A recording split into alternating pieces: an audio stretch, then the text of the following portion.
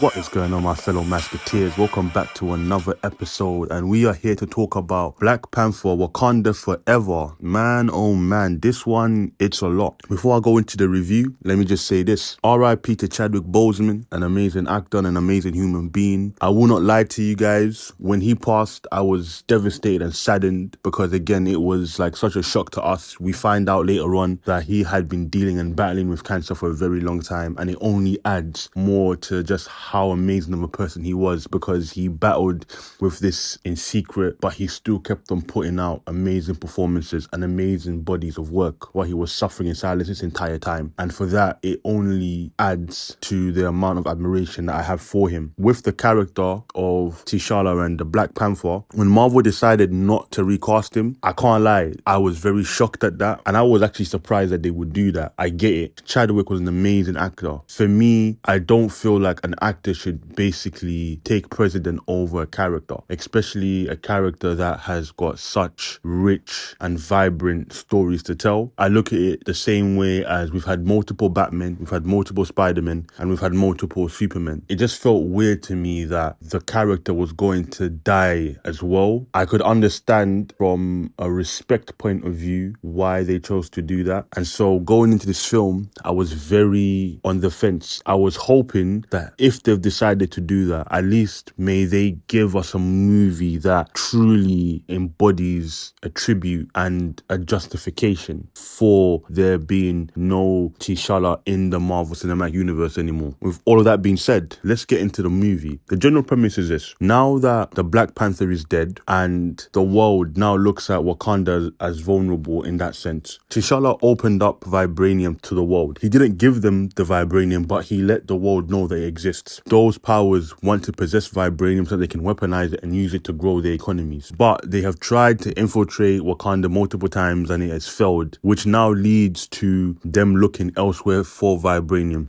And it just so happens that Wakanda wasn't the only place where vibranium or the vibranium meteor landed. It actually landed in Wakanda, but also in the ocean. And when they go to try and mine it from the ocean floor, they stumble across Namor's territory. And he dispatches them very quickly because this man ain't leaving no witnesses.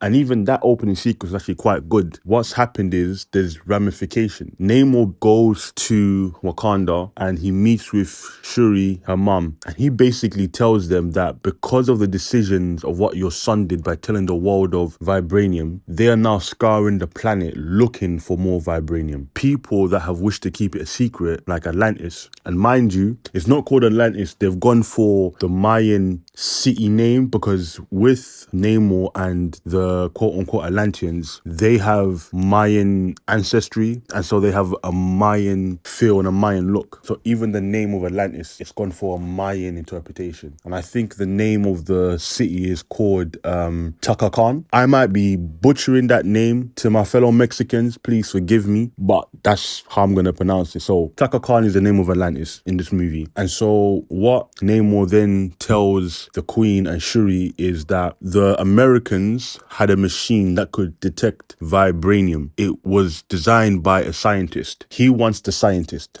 He wants Wakanda to go and retrieve the scientist and bring the scientist to be killed by him so that they cannot build another machine. The reason being is that he feels that it is Wakanda's responsibility to help rectify this wrong, because their decision to tell the world about vibranium has put every other place that has wished to keep it a secret in harm's way by putting a target on their backs, essentially. And he makes the warning that it's either they will help him and his army will come. Wakanda will be the first nation to fall because he will literally do the whole world domination thing. In order to protect his people, he will go to war. So he's all about strike first, strike fast, Cobra Kai.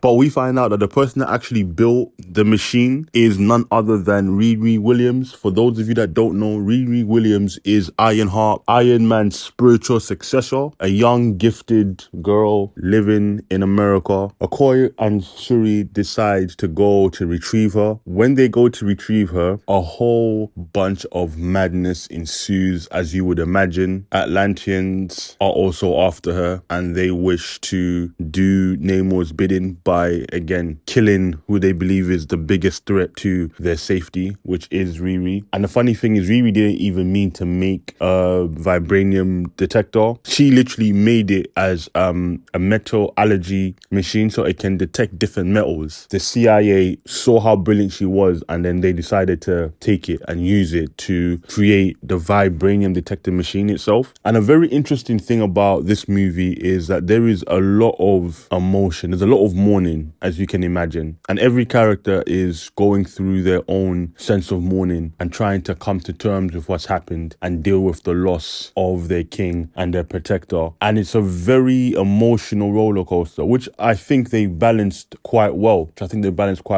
Without trying to give too much away, let's get into the good. The good for me is the acting all round. I feel everybody did an amazing job. Like I said, this is an emotional movie. I would probably say this is the most emotional movie that you will watch from the MCU. It's more emotional than Infinity War, whereas Infinity War, it was emotional because you had gone on the journey with these characters. So when something bad happened to them, you felt it in the moment. Whereas with this film, it's more of a sense of, because you know what's happened from the beginning, you literally go on the journey of each character trying to make peace with that. And I felt like everybody gave amazing performances. There was no part in that movie where I felt it was lacking. I also say as well, I like the way that they visually represented Wakanda. I felt that in the first movie and in also Infinity War, we didn't really get to see Wakanda that much. We saw little glimpses, especially in the first Black Panther movie. I don't think they did Wakanda justice. In this one, we see a bit more of Wakanda. Not a lot, but we see more of the culture aspect of it, which I really like. It felt more lived in, should I say. And like always, that's always going to be a positive for me. I will also say as well, a lot of the fight scenes in this movie were better than the first. A lot of the sequences I really enjoyed. I see that they kind of turned down the CGI. There was CGI moments, but they focused more on practical fights, which I've always been a big fan on. The best which I've seen in the MCU has been Winter Soldier, hands down. So I felt that in Wakanda Forever, they captured that element, especially when it came to Okoye's fight scenes, which again, she always excels in and she always gives me amazing stuff. So I was very, very invested in that. I will say they hit me with a couple surprises. And again, I will not spoil it, but some things happened in this movie that made me say, wow, just wow. And that goes to so much heart that this movie has, because this is the most mature MCU movie you will ever watch.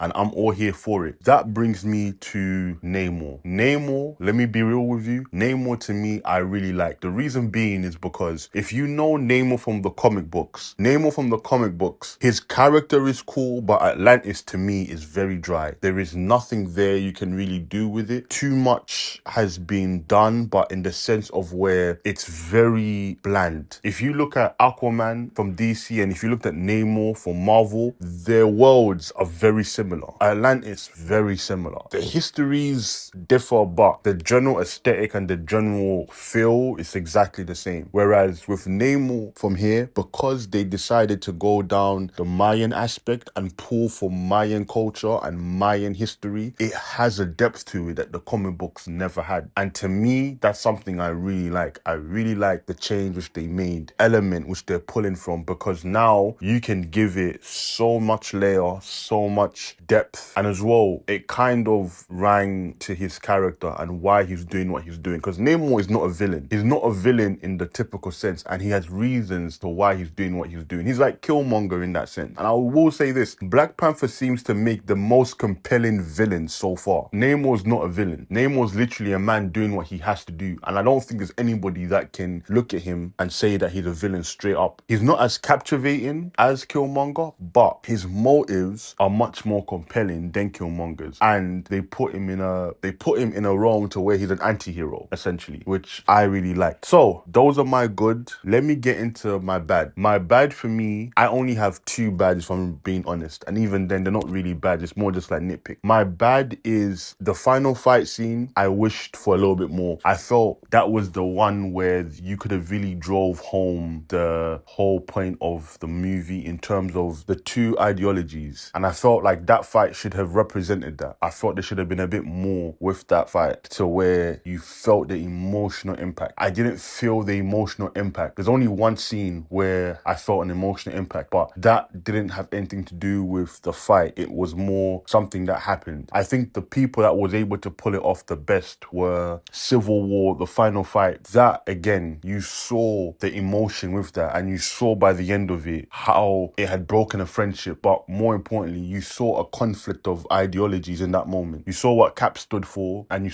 saw what Tony stood for. And in that fight, it was literally the collision of ideas, of emotions, until it finally came to a solution. And even the solution itself, everybody didn't walk away fine. You saw where everyone stood. I felt in this one, at the end, yes, you do get a resolution, but I just felt the conflict before we got there, it was lacking in that sense. That final fight anyway. My other negative or slash nitpick, I really liked the emotional journey that Shuri went on. I say that she did an amazing job. I still felt that it was rushed in the sense of what she basically becomes. I really would have loved this to be a full movie journey. I would have loved for her to basically have become this in the third movie. I felt like this second movie should have been her journey, her growth, and then in the third she then becomes. But again, because of the situation they're in, you couldn't really do that. She has to become it now. So I just felt like when she does become, it was a bit rushed. But it wasn't really rushed, but I felt I wanted her to stay in this growth period a little bit longer. But like I said, it's just like a little nitpick. And there is another thing, should I say. You know, once you watch it, I felt they did like a little reveal. And to me, the reveal, I don't know how I feel about that, only because there was too many plot holes once the reveal is given, to where I thought to myself, you could have done that better, or I don't see the point in why you even added this, because I feel you wanted to have your cake and eat it too. It is what it is, and we have what we have. My verdict for Black Panther Wakanda Forever, I am going to give it an 8 out of 10. I think it's a good movie, especially with what they did, an amazing take on this story. I feel this is definitely a love letter to you, Chad, and I felt the love throughout the entire movie. I commend every single one of these guys, honestly, from the actors to the writers to the directing to the screenplay, everything. Kevin Feige, I'll